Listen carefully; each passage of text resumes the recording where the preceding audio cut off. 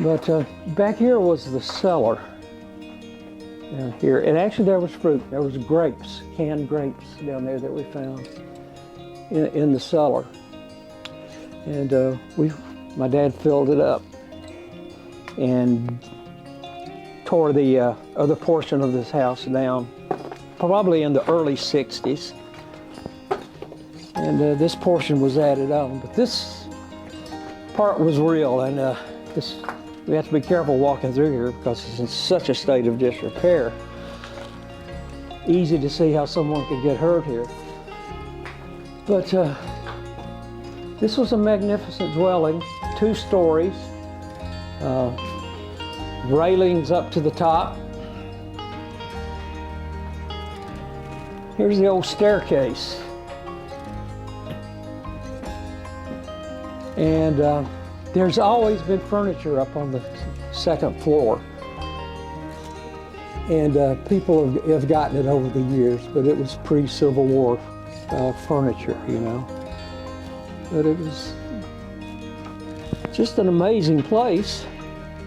And here was one of the main, the other portion of the house was back this way, and the cellar was under here. And I played in the cellar when I was a little boy. And actually in that cellar there was still canned fruit. I remember there were canned grapes down in the cellar. So it's a pretty historic place.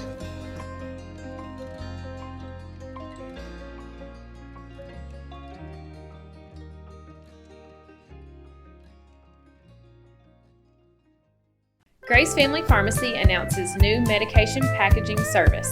It provides a simpler, safer medication experience through convenient, personalized packaging using the latest in pharmacy robotics. We're located at 357 West Main Street. Our phone number is 931-473-6418. McMinnville, you're a great place to be. McMinnville, Tennessee. The My Usage app is a way to conveniently pay online, anytime, day or night. You can also come by any Caney Fork Electric office and sign up for the prepay option available using the My Usage app. Know exactly how much electricity is used each day and the cost. Best of all, no monthly bill. You can set up email or text alerts, keep track of your usage, and pay your bill, all with the My Usage app from Caney Fork. Caney Fork Electric, keeping you informed. Communitytvtn is brought to you by Security Federal Savings Bank, proudly serving the community we call home.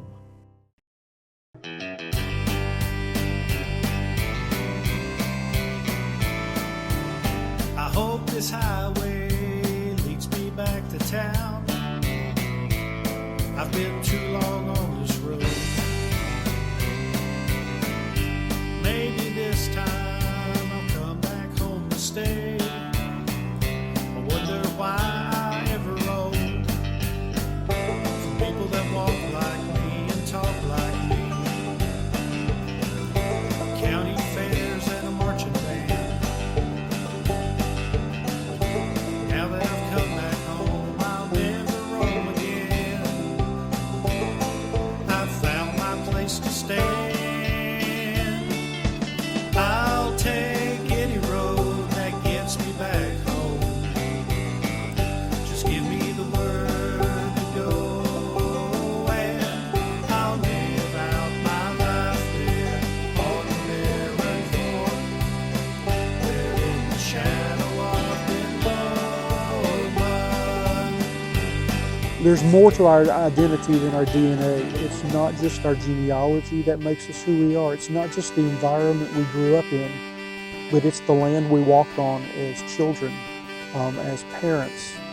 My daughter, when she was little, played in these leaves with my mother, her granny, holding her hand. The land makes us who we are as much as anything.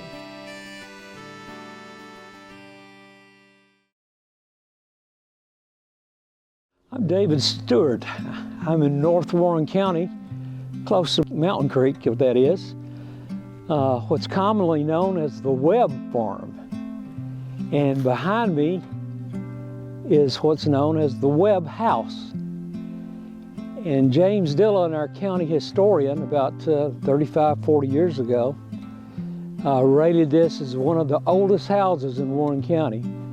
It was constructed in 1827 by James Webb, a prominent landowner in North Warren County.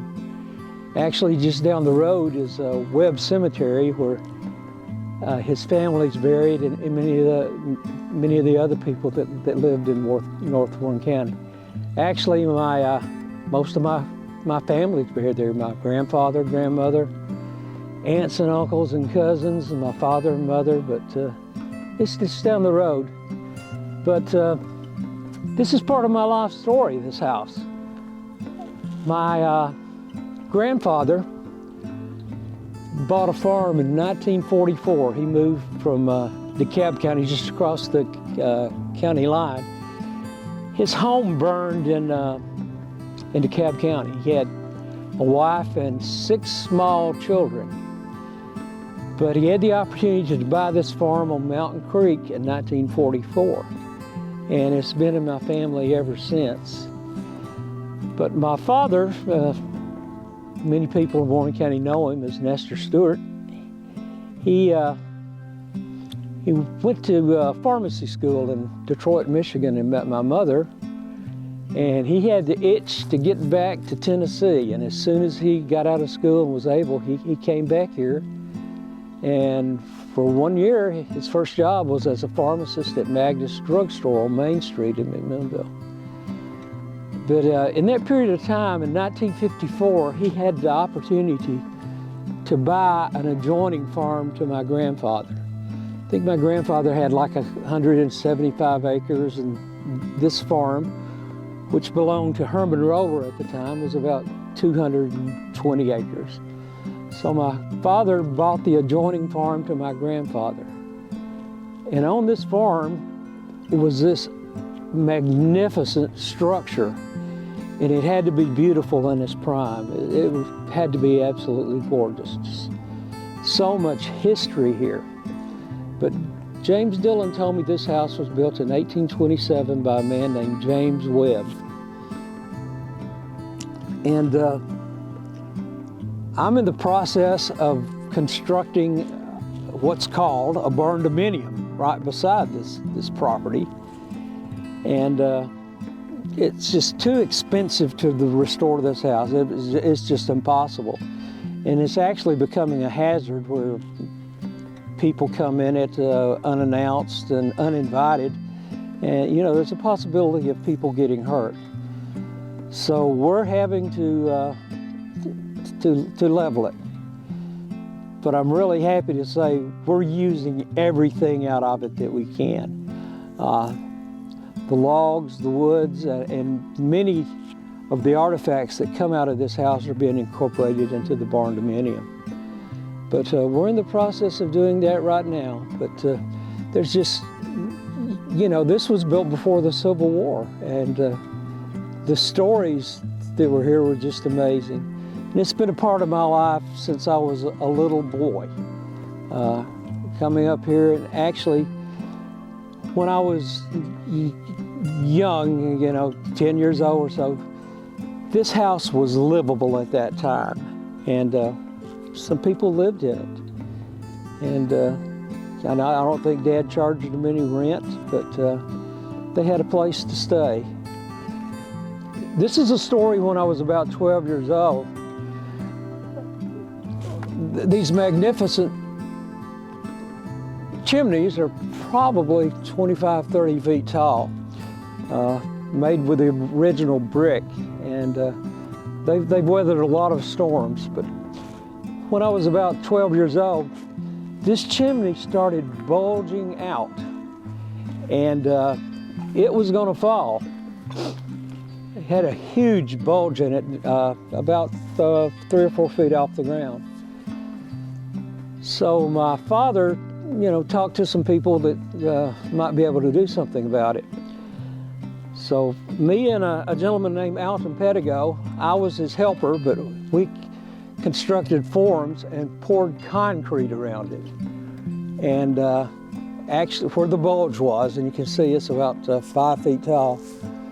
But it saved the chimney. It's still standing, but it probably won't be here much longer. But there's a lot of brick in this magnificent structure, and a lot of mortar there that's still there.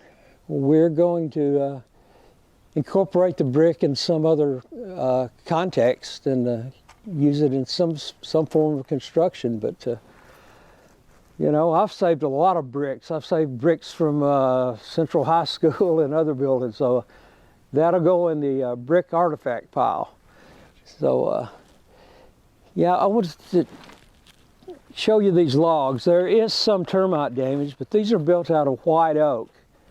And golly, most of them are just really still solid. But you can see how people in the early 1800s constructed log homes. And this one's kind of special because it's a two-story log home. And actually there was another portion to this house on the back side that was deconstructed. My father did it back in the 60s. It was falling down and in ill repair. So we took that part down in the breezeway on the other side. And then as some people lived here, they constructed a little bit more modern building. I remember in the 60s, we put electricity and running water in this place. There's an old well that's still active right behind it, but you see how it's hewn, you know, dovetailed in there. But it's solid. And then, you know, there's some mortar in here that's been here for a very long time. Still there.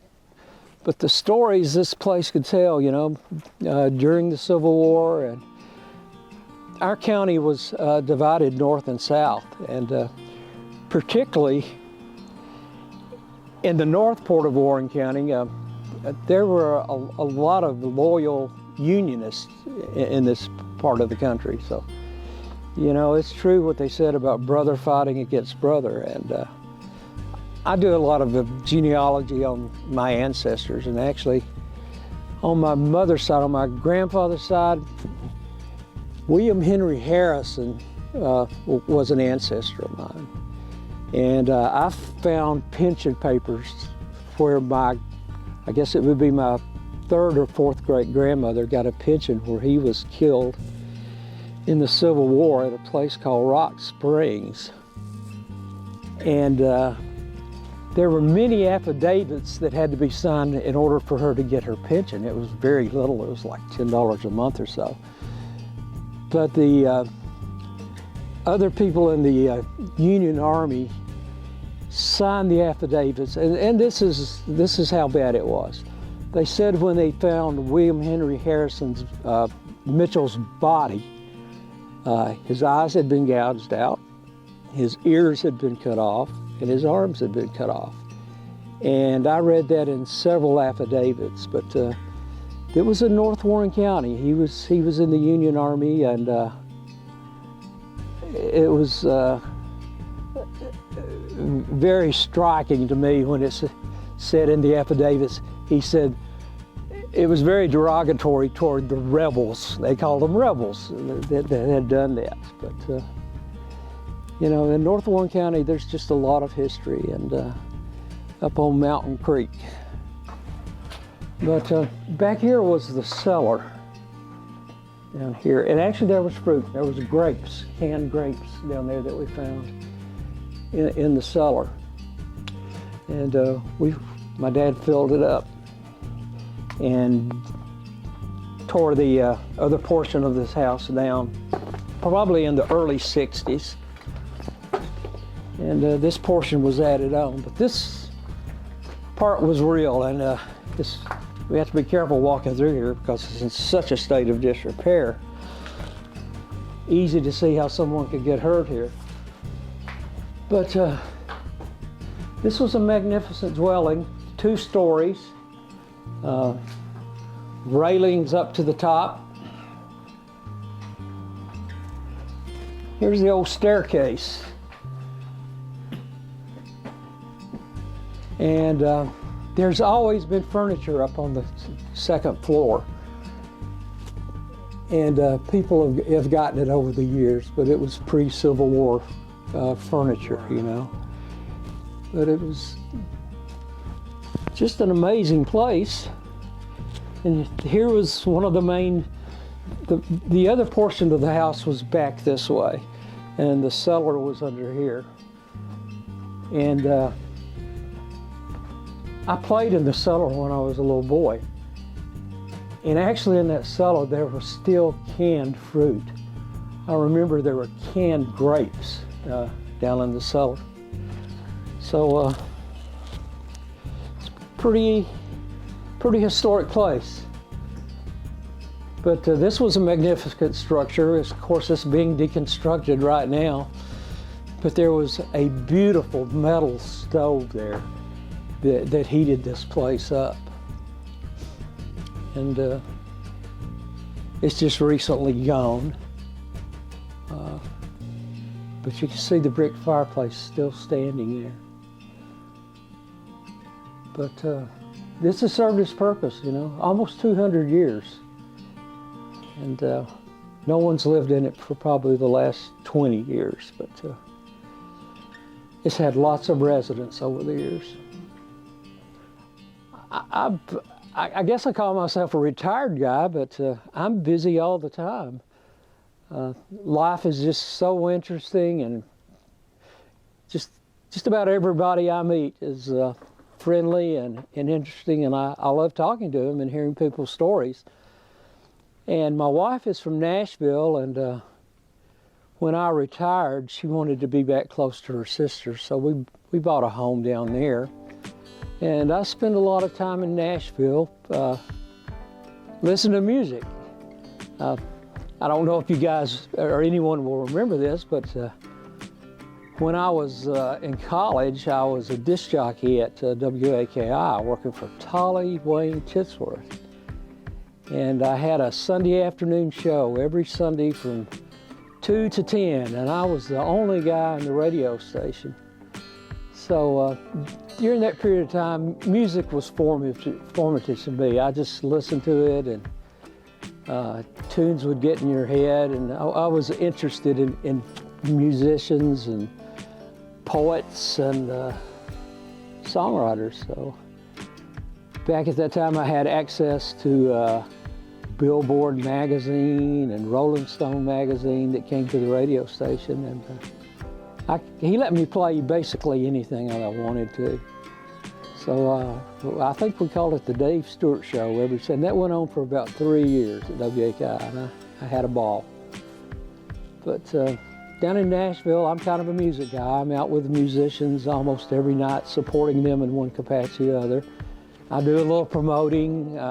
You don't make any money at it, but I love creative people, and I help them out, putting them together, helping them get a show together, and doing that thing. It seems like I'm busy all the time, but I'm up here in McMinnville quite a bit. About 20 years ago, I was watching a rural TV station, and they had a special on about a particular breed of cattle. And it was one Sunday night, and it was about British white cattle, registered British white cattle. And by the end of that show, I said, I'm going to have me some of those. And probably within just a few months, I went up to Nebraska and brought the first herd. It wasn't a real herd, but I brought bred heifers and bulls and things down here to the farm from Omaha, Nebraska. And I had like the first British white cattle in Tennessee, and they're registered, and I have someone that helps me on the farm, and we basically sell them to other breeders. You know, they're not commercial cattle.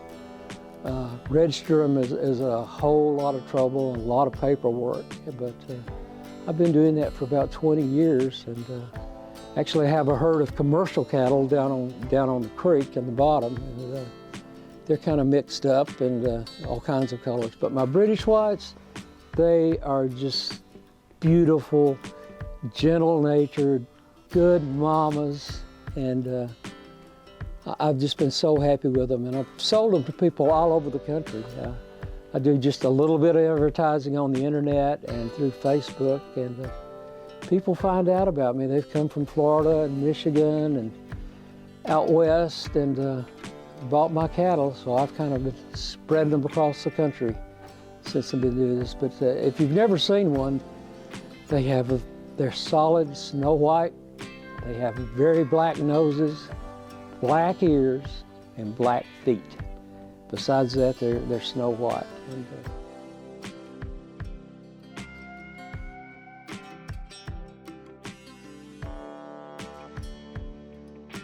you know, I enjoyed being a pharmacist and probably helped a lot of people. I hope I did, but this is peaceful out here. In our modern society, with all the knowledge and everything that's expected of you, things really can get globulated in your head, you know. It's just there's so many other factors, society and government and insurance and everything acting on you and pressing you and pushing you around. You're not. It just become not as enjoyable as it used to be. But the cows never talk back. They like to see me when I bring them something to eat. Looks like you got some fans here. These are my buddies. But these are probably, if people do their research on them, probably the most gentle breed of cattle there is. And the best mamas, and just a really good temperament, good to handle. And their nose is so black. Yeah, they're so black. Yeah. Registered British White. They come from a British breed of cattle called park cattle, and things just got more refined and selective breeding over the years.